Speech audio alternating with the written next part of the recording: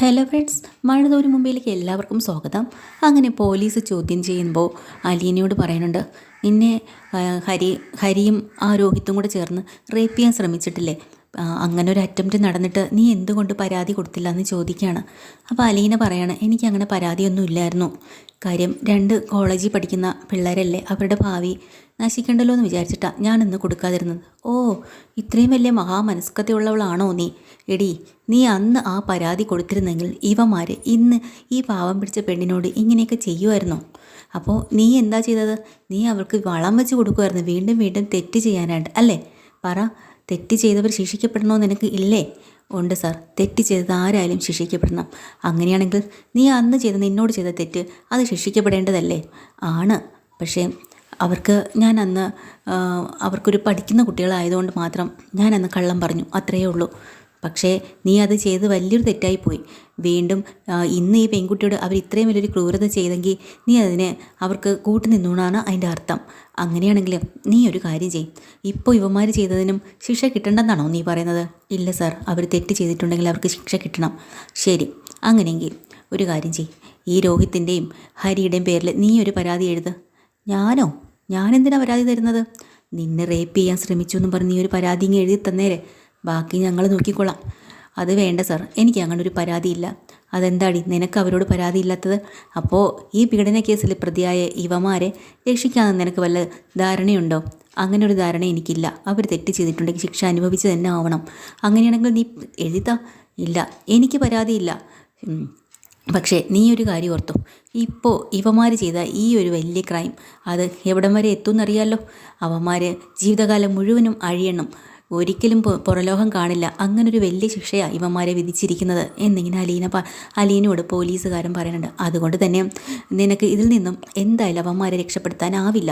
അതുകൊണ്ട് നിന്നെ റേപ്പ് ചെയ്യാൻ ശ്രമിച്ചു എന്നും പറഞ്ഞുകൊണ്ട് നീയും ഒരു പരാതി തന്നേരെ, അതും കൂടെ ചേർത്ത് അവന്മാരെ ഇട്ടേക്കാം. അപ്പോൾ പിന്നെ രണ്ടും അങ്ങ് ശരിയാക്കിക്കോളുമല്ലോ. ഇല്ല, ഞാനങ്ങനെ ചെയ്യില്ല. എന്താടി, വലിയവൻ്റെ വീട്ടിൽ നിന്ന് ജോലിക്കാരി എന്നും പറഞ്ഞ് നിന്നിട്ട് അവന്മാരെ ഊറ്റി കുറേ ഉണ്ടാക്കിയെന്ന് തോന്നണു. അതുകൊണ്ടായിരിക്കും ഇവന്മാരോട് ഇത്ര സിമ്പതിയല്ലേ? സാർ, അനാവശ്യം പറയരുത്. അനാവശ്യം കാണിക്കുന്നതിന് കുഴപ്പമില്ലല്ലേടി, ഞാനൊരു അനാവശ്യവും കാണിച്ചിട്ടില്ല. അപ്പോൾ വനിതാ പോലീസിനെ ഇങ്ങോട്ട് വിളിച്ചിട്ട് പറയാം, ദേ ഇവളെ കൊണ്ട് പരാതി എഴുതി വാങ്ങിക്കുക. ഇല്ല, ഞാൻ ചെയ്യില്ല. അപ്പോൾ അവർ ചോദിക്കണോണ്ട്, എന്താടി നിനക്ക് കുഴപ്പം? എനിക്കൊരു കുഴപ്പമില്ല, നിങ്ങൾക്കാണല്ലോ കുഴപ്പം. ഞങ്ങൾക്ക് എന്താ കുഴപ്പം? അലീന അങ്ങോട്ട് കൈ കെട്ടി നിന്നാണ്, പേടിക്കാതെ ധൈര്യപൂർവ്വം പോലീസിന് മുന്നിൽ നിന്നാണ് ഇതൊക്കെ പറയുന്നത് കേട്ടോ. അപ്പോൾ അയാൾ പറയുന്നുണ്ട്, നീ ഒരു നടയ്ക്ക് അങ്ങോട്ട് അടങ്ങില്ല, ഞങ്ങളോട് കളിക്കല്ലേ, ഞങ്ങൾ ആരാണെന്ന് ഞാൻ കാണിച്ചു തരാം. കാണിച്ചോ? സാറിന് ഇഷ്ടമുള്ള കാണിച്ചോ. പിന്നെ നീ നിന്നെ ഞങ്ങൾ 5-ാം പ്രതിയായിട്ട് ഇതിലെ കൂടെ കണക്കാക്കും. കാരണം ഇവന്മാർക്ക് ഒത്താശ ചെയ്ത് കൊടുത്തതും ഇപ്പോൾ ഈ പെങ്കുച്ചിനെ റേപ്പ് ചെയ്യാനുള്ള സൗകര്യങ്ങളെല്ലാം ചെയ്ത് കൊടുത്ത നീയാണെന്ന് പറഞ്ഞ് ഞങ്ങളങ്ങ് പ്രതി ചേർക്കും. നീയും കിടക്കും ഇതിനകത്ത്. വേണോ അതിൻ്റെ ആവശ്യം? സാർ എന്ത് വേണമെന്ന് ചെയ്തോ, 5-ാം പ്രതി തന്നെ ആക്കണ്ട, 1-ാം പ്രതി തന്നെ ആക്കിക്കോ. എടി, പേടിപ്പിക്കുന്നു വേണ്ട സാറേ, എനിക്ക് പരാതിയില്ല. സാറിന് എന്താ ചെയ്യാന്ന് വെച്ചാൽ അതുപോലെ ചെയ്തോ എന്നിങ്ങനെ അലീന ഭയങ്കര ധൈര്യത്തോടു കൂടി മുന്നിൽ നിന്നങ്ങ് പറയാൻ കേട്ടോ. അപ്പോൾ അയാൾക്ക് മനസ്സിലായി അലീനയെ കൊണ്ട് എഴുതി വാങ്ങിപ്പിക്കാൻ പറ്റില്ലെന്ന്. അങ്ങനെ വനിതാ പോലീസുകാരോട് പറയുന്നുണ്ട്, ഇവിടെ ആ ലോക്കപ്പിൻ്റെ മുന്നിലേക്ക് കൊണ്ട് നിർത്ത്, അവന്മാരെ കാണട്ടെ, അവിടെ നിന്ന് കുറച്ച് കഴിയുമ്പോൾ ഇവിടെ തന്നെ എഴുതിക്കോളും, ഇങ്ങോട്ട് വാടി ഇങ്ങോട്ട് എന്നും പറഞ്ഞ് അലീനയെ പിടിച്ചു വലിച്ചോണ്ട്, ദേ മര്യാദയ്ക്ക് മാന്യമായിട്ട് സംസാരിക്കണം എന്നോട്. ഞാൻ വേറെ തെറ്റും ഒന്നും ചെയ്തിട്ടില്ല. ആരാടി മാന്യത ഇല്ലാതെ സംസാരിക്കുന്നത്? നിങ്ങൾ തന്നെയാണ്, ഞാനല്ല എന്ന് അലീന പറയാം. അങ്ങനെ അലീനയെ കൊണ്ട് രോഹിത്തും ഹരിയും നിൽക്കുന്ന ലോക്കപ്പിൻ്റെ ഫ്രണ്ടിൽ കൊണ്ട് നിർത്താണ്. അലീനയ്ക്ക് വല്ലാത്തൊരു മാനസിക വിഷമം തോന്നുന്നുണ്ട്. 2 പേരും അകത്ത് കിടക്കുമ്പോൾ തനിക്കും കൂടെ ഒരു ദ്രോഹം. അവരത് പറയാതിരുന്നെങ്കിലോ ഒരു കുഴപ്പമുണ്ടാവില്ലായിരുന്നല്ലോ. അപ്പം അലീനയോട് പറയുന്നുണ്ട്, മര്യാദയ്ക്ക് ഈ പേപ്പറും പേനയും എടുത്ത് എഴുതിക്കോ. ഇല്ല, ഞാൻ എഴുതില്ല, എനിക്ക് പരാതി ഇല്ലാത്ത കാര്യം ഞാൻ എങ്ങനെ എഴുതും? നിങ്ങൾ പറയുന്നത് പോലെ ഞാൻ എഴുതണമെന്നുണ്ടോ? എനിക്ക് അപ്പോൾ നിന്നെ അവർ റേപ്പ് ചെയ്ത് നീ ഇത്രയും തുറന്നു പറഞ്ഞല്ലോ, എല്ലാം സത്യം തുറന്നു പറഞ്ഞിട്ടും നിനക്കെന്തത് പേപ്പറിൽ എഴുതാൻ വയ്യാത്ത? എനിക്ക് പരാതിയില്ല, അതുകൊണ്ട് ഇല്ലാത്ത പരാതി എന്നെക്കൊണ്ട് എഴുതാൻ നിങ്ങൾ ആരും ശ്രമിക്കുകയും വേണ്ട എന്ന് പറയുമ്പോൾ ഇതൊക്കെ രോഹിത്ത് നമ്മൾ ഹരിയും കൂടെ കേട്ടുകൊണ്ട് നിൽക്കുകയാണ് കേട്ടോ. എന്നിട്ട് അവരുടെ മുന്നിൽ കൊണ്ട് അലീനെ നിർത്തുന്നുണ്ട്. അലീനയ്ക്ക് ഒരു കൂസലുമില്ല. നിൽക്കടി അവിടെ, ഇന്ന് രാത്രി കൊണ്ട് നിന്നെ ഞങ്ങൾ എഴുതിപ്പിക്കും, അത് എഴുതി തരാതെ ഇവിടുന്ന് നീ പോവില്ല. ശരി, നമുക്ക് നോക്കാം എന്ന് പറഞ്ഞ് അലീന അവിടെ ഇരിക്കുകയാണ്. ഈ സമയത്ത് ഗ്രേസമ്മയും രേവതിയും അമ്മച്ചനും കൂടെ ജോബിച്ചൻ്റെ വീട്ടിലേക്ക് എത്തിയിട്ടുണ്ടല്ലോ. അവിടെ വന്ന് കാര്യങ്ങളെല്ലാം അവരോട് സംസാരിച്ച് ക്ലിയർ ചെയ്തിട്ടുണ്ട്. അവർ കുശലങ്ങളൊക്കെ പറഞ്ഞുകൊണ്ട് നിൽക്കുന്ന സമയത്ത് ജോബിച്ചനും ഭാര്യയും കുഞ്ഞുമായിട്ട് വന്നിട്ടുണ്ട്. ഇവരെ കാണുമ്പോൾ ഭയങ്കര സന്തോഷം തോന്നുന്നു കേട്ടോ.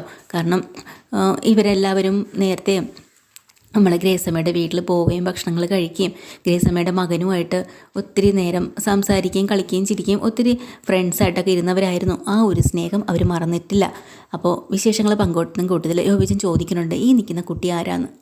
അപ്പോൾ യോബിച്ചൻ്റെ അച്ഛൻ പറയുന്നുണ്ട്, അതേടാ നീ കുഞ്ഞിനെ ഇങ്ങി തന്നേരെ, കരയുന്നാടല്ലേ, നമുക്ക് അകത്തിരുന്ന് സംസാരിക്കാം, അതൊരു വലിയ കഥയാണ്, അതിന് വേണ്ടിയിട്ടാണ് നിന്നെയും കൂടെ വിളിച്ചത്. അതെയോ? അങ്ങനെ അകത്തേക്ക് പോയിരുന്ന് അവർ കാര്യങ്ങളെല്ലാം സംസാരിക്കുന്നുണ്ട് കേട്ടോ. അപ്പോൾ യോബിച്ചൻ ചോദിക്കുന്നുണ്ട് മാമച്ചനോട്, ഈ ജയിലിൽ കിടക്കുന്ന പെൺകുട്ടി ഇന്നസെൻ്റ് ആണെന്ന് ഉറപ്പാണോ? കൊള്ളാം, അവൾ 101% ക്രിസ്റ്റൽ ക്ലിയർ ആണ്. അതെയോ? അതെ, ഈ നിൽക്കുന്ന രേവതിയില്ലേ, അവളും അങ്ങനെ തന്നെയാണ്. പിന്നെ അവൾക്ക് കുറച്ചും കൂടെ കൂടുതൽ അനുകമ്പയും സ്നേഹമൊക്കെ കൂടിപ്പോയി, അത്രയേ ഉള്ളൂ. അതുകൊണ്ട് അവളെ നമുക്ക് വിശ്വസിക്കാം. പിന്നെ പോലീസുകാരുടെ ചോദ്യം അവർ തിരിച്ചും മറിച്ചും ചോദിച്ചുകൊണ്ടേയിരിക്കും. എന്തൊക്കെയോ അവർക്ക് തെളിവ് കിട്ടാനുണ്ട് അവളിൽ നിന്നും. അതുകൊണ്ടായിരിക്കും ആ പെണ്ണിനെ ഇങ്ങനെ പിടിച്ച് വെച്ചിരിക്കുന്നത്. അതല്ല, മാമച്ചൻ പറഞ്ഞിട്ടുണ്ട്, എങ്ങനെയെങ്കിലും അവളെ കാര്യങ്ങൾ എന്താണെന്ന് നമുക്ക് അറിയണം, എന്തിനാണ് പിടിച്ച് വച്ചേക്കുന്നതെന്ന്. അത് കഴിഞ്ഞാൽ നമുക്ക് അവൾ തെറ്റുകാരില്ലെങ്കിൽ പുറത്തേക്ക് കൊണ്ടുവരണം. അവൾക്ക് വേറെ ആരുമില്ല.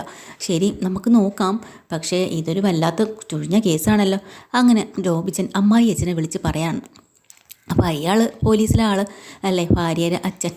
അയാളവിടെ കാര്യങ്ങളൊക്കെ വിളിച്ച് അന്വേഷിക്കുമ്പോഴാണ് പറയണത്, ഇന്നാണ് അറസ്റ്റ് നടന്നിട്ടുള്ളത്, നാളെ ഇത് പത്രത്തിലെല്ലാം വരും. പിന്നെ പോരാഞ്ഞിട്ടേ ഇതൊരു വല്ലാത്ത കുരുക്ക് പിടിച്ചൊരു കേസാണ്, ഇതിൽ കൊണ്ട് തല വയ്ക്കണോ എന്നൊക്കെ ചോദിക്കണ്ട. പക്ഷെ നമുക്ക് വേണ്ടപ്പെട്ട ഒരാളാണ്, എങ്ങനെയെങ്കിലും പപ്പ ഇത് ചെയ്ത് തരണം. കാരണം എന്തായാലും ഇത് വിശ്വസിക്കാൻ പറ്റുന്നൊരു കാര്യമാണ്. ആ പെൺകുട്ടി ഒരു തെറ്റും ചെയ്തിട്ടില്ല. അവരാദ്യമായിട്ട് ഒരു കാര്യം ഒന്ന് പറയുമ്പോൾ എനിക്കത് ചെയ്ത് കൊടുക്കാതിരിക്കാൻ പറ്റുന്നില്ല. ശരി, ഞാൻ അന്വേഷിക്കാം, വേണ്ടതുപോലെ ചെയ്തോളാം എന്നയാൾ മരുമകന് ഉറപ്പ് കൊടുക്കണം. അതുപോലെ തന്നെ കൃഷ്ണമോൾ ആകെ ടെൻഷനിലാണല്ലോ വീട്ടിൽ. ഭവിതയാണെങ്കിൽ ആ തലമുടിക്കാരൻ അവനെ വിളിച്ചിട്ട് അങ്ങ് സംസാരവും വോയിസ് മെസ്സേജ് അയപ്പും ഒക്കെയാണ്. അവൻ അതിൽ കൂടെ പറയുന്നുണ്ട്, എടി വീട്ടിൽ ആരുമില്ലേ, ആരുമില്ലെങ്കിൽ ഞാൻ വരട്ടെ എന്നൊക്കെ ചോദിക്കുക. ഇതെല്ലാം കൃഷ്ണമോൾ കേട്ടുകൊണ്ട് നിൽക്കുകയാണ് കേട്ടോ. കൃഷ്ണയെ കാണുമ്പോൾ ആകെ ചമ്മി പോകുന്നുണ്ട് ഭവിത. കൃഷ്ണയ്ക്ക് ദേഷ്യം വന്നിട്ട് പറയാം, ഇങ്ങോട്ട് വരാൻ പറയടി അവനെ, ഞാൻ ഒരു തലമണ്ട അടിച്ച് പൊട്ടിക്കും. പിന്നെ അടിച്ച് പൊട്ടിക്കും, നീ അങ്ങനെ ചെയ്യോ, നിന്നെ ഞാൻ ശരിയാക്കും. എന്നാൽ പിന്നെ ശരിയാക്കുക. പിന്നെ എന്തെങ്കിലും ഇതുണ്ടോ ചേച്ചിക്ക്? അച്ഛനാണെങ്കിൽ ആശുപത്രിയിൽ, അമ്മയും ആശുപത്രിയിൽ, ഒരു ചേട്ടനും ചേച്ചിയും പോലീസ് സ്റ്റേഷനിലേക്ക് പോയിക്കുന്നു. എന്തെങ്കിലും അന്വേഷിക്കണമെന്ന് നിങ്ങൾക്കുണ്ടോ? ഒന്നുമില്ല. ഒരു ചേച്ചി വന്നിരിക്കുന്നു, അങ്ങോട്ട് ഇറങ്ങിപ്പോടി എന്നും പറഞ്ഞ് കഥക് വലിച്ചടയ്ക്കട്ടെ. കൃഷ്ണമോൾ അവിടെ പോയിരുന്ന് പൊട്ടി കരയണുണ്ട്. ഒരു സഹായത്തിന് ആരും ഇല്ലല്ലോ എന്ന് വെച്ചിട്ടാണ് കരയണത്. പക്ഷേ ബാലചന്ദ്രന് ആശുപത്രി കിടക്കുന്ന ബാലചന്ദ്രന് കാര്യങ്ങളെല്ലാം വ്യക്തമായിട്ട് അറിയുവാണ്. ബാലചന്ദ്രൻ അവിടുന്ന് എണീറ്റ് പോകാനൊക്കെ തയ്യാറെടുക്കാനട്ടോ. അതുപോലെ തന്നെ നമ്മുടെ സുലോചനയാണെങ്കിൽ വന്ന് കാര്യങ്ങളെല്ലാം വിശദീകരിച്ച് ഗോവർദ്ധനം പറഞ്ഞിട്ടുണ്ടല്ലോ, അതെല്ലാം കേട്ട് വൈജിക്ക് കൊടുക്കുന്നുണ്ട്. വൈജി അത് കേട്ട് അന്തം വിട്ടു പോവുക. കാരണം എല്ലാവരും ജയിലിലാണ്, പ്രശ്നമൊന്നും ചെയ്യാൻ പറ്റുന്നില്ല. പുതിയൊരു കേസ്, അലീനെ റേപ്പ് ചെയ്ത കാര്യം കൂടെ അറിഞ്ഞിട്ടുണ്ട് അവർ. അപ്പോൾ അതുകൊണ്ട് അലീനെ കൊണ്ട് എത്രയും വേഗം ആ ഒരു പരാതി കൂടെ എഴുതി വാങ്ങണം എന്ന് പറയാണ് കേട്ടോ. ഇനിയിപ്പോൾ അലീനയുടെ കാല് പിടിക്കേണ്ടി വരുമോ എന്നുള്ള ടെൻഷനിലാണ് വൈജയന്തി. ഇതൊക്കെ തന്നെയാണ് എപ്പിസോഡ്. ഡീറ്റെയിൽഡ് എപ്പിസോഡുമായി വീണ്ടും വരാം. ചാനൽ ഇഷ്ടമായി ലൈക്ക് ചെയ്യുക, സബ്സ്ക്രൈബ് ചെയ്യുക. താങ്ക്